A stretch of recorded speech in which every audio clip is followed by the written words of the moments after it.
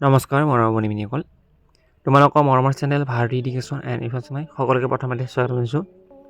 নিশ্চয় তোমালোকে গম পাইছা যে মেট্ৰিক পৰীক্ষা 2024 চনৰ কাৰণে যেতিয়া তোমালোকে এক্সাম হলত যাবা, অকল মেট্ৰিক পৰীক্ষা বুলি নহয়, মেট্ৰিক আৰু হায়াৰ ছেকেণ্ডেৰী পৰীক্ষা দুটা মিলি মই কৈছোঁ যে যেতিয়া তোমালোকে এক্সাম হলত যাবা তেতিয়া লগত কি বস্তু নিব লাগিব বা পৰীক্ষা দিব গ'লে লগত কি নিবা, আজি এইটো জানিবলৈ চেষ্টা কৰিম। প্ৰথমতে মই মেট্ৰিকৰখিনি কৈ লৈছোঁ যে মেট্ৰিক পৰীক্ষা যিহেতু জোনকল ছাত্ৰ দিব, তোমালোকে এটা কাম কৰিব লাগিব যে তোমালোকৰ প্ৰথম কামটো হৈছে তোমালোকৰ এডমিট কাৰ্ডখন। ঠিক আছে, তোমালোকৰ মেইন কামটো হৈছে প্ৰথমত তোমালোকৰ এডমিট কাৰ্ডখন মাষ্ট বি ইম্পৰ্টেণ্ট। তাৰপিছত তোমালোকৰ ৰেজিষ্ট্ৰেশ্যন কাৰ্ড। ঠিক আছে, ৰেজিষ্ট্ৰেশ্যন নহ'লেও হ'ব, কিন্তু এডমিটখন মাষ্ট বি। তথাপিও তোমালোকে ৰেজিষ্ট্ৰেশ্যন প্ৰথম দিনা ৰেজিষ্ট্ৰেশ্যন কাৰ্ড আৰু এডমিট কাৰ্ড নিবলৈ নাপাহৰিবা।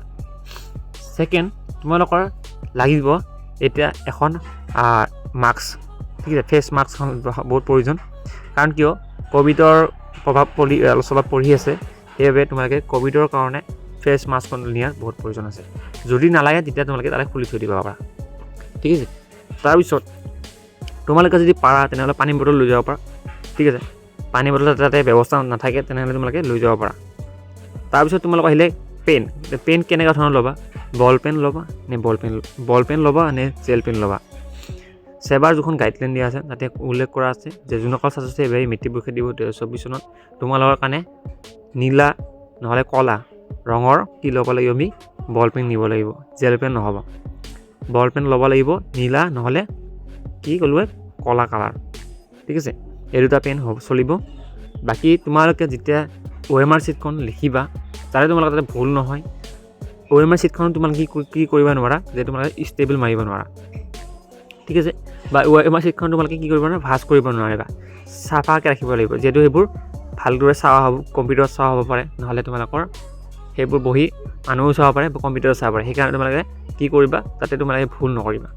ঠিক আছে, যিহেতু তোমালোকে আগতে পিছে নিশ্চয় এক্সামবোৰ দি পাইছা, যেনেকৈ তোমালোকৰ নৱোদয় পৰীক্ষা যোনবোৰ পৰীক্ষা হয় সেনেকুৱা ধৰণৰে তোমালোকৰ কি হ'ব এক্সামৰ পেটাৰ্ণটো হ'ব। ঠিক আছে, নৱোদয় পৰীক্ষাত যেনেকৈ আমি ষ্টিক চিন মাৰিব লাগে বা ৰাউণ্ড কৰিব লাগে চাৰ্কুলটোত, চেম তেনেকৈ মেট্ৰিক পৰীক্ষাৰ যিখন OMR শ্বীট এক্সাম চেম সেনেকুৱাই হ'ব। এতিয়া কথা হ'ল যে মেট্ৰিক পৰীক্ষা দিয়াৰ পিছত ৰিজাল্ট কেতিয়া দিব সেইটো আলোচনা কৰিম। ঠিক আছে, তাৰপিছত হ'ল এতিয়া হায়াৰ ছেকেণ্ডেৰী পৰীক্ষা কোনো ছাত্ৰ ছাত্ৰীৰ কাৰণে একেই কথা, এডমিট আৰু ৰেজিষ্ট্ৰেশ্যন কাৰ্ড লোৱাটো দৰকাৰ।